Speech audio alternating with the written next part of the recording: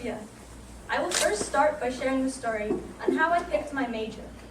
I often stutter and mumble to death when I talk about a passion of mine. It's frustrating because I have a whole world that I always fail to share. Spitting the words stuck in my mouth onto paper is how I share my worlds. But words and I weren't always friends. I have always struggled with using words, speaking words, and most of all, reading words. I remember dreading every reading we were forced to do. They were all boring and so difficult to understand. The most discouraging sound would be the flipping of someone else's page. I was always behind. I remember being put in special classes to practice my spelling, my pronunciation, and wasting my time rereading the same passages over and over and over in my head. Something that seemed so simple to everyone else was this close to impossible for me.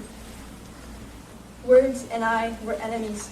They brought me my troubles and frustrations. But that was until I took control of them. I took every word and wrote them down in a way I found readable and interesting.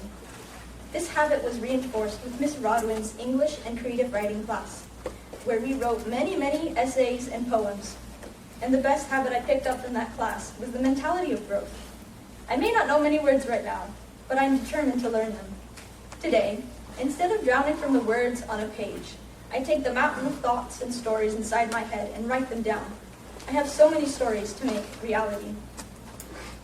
Months ago, when I looked towards my future, it was too foggy to confidently say what I wanted to go to college for, or much less what I wanted to be in my life. But once I realized that from every hobby I've ever had, and I've had quite a bit, words have been the ones to fill my heart the most and hold my hand the longest. I don't know how happy I would be doing something else.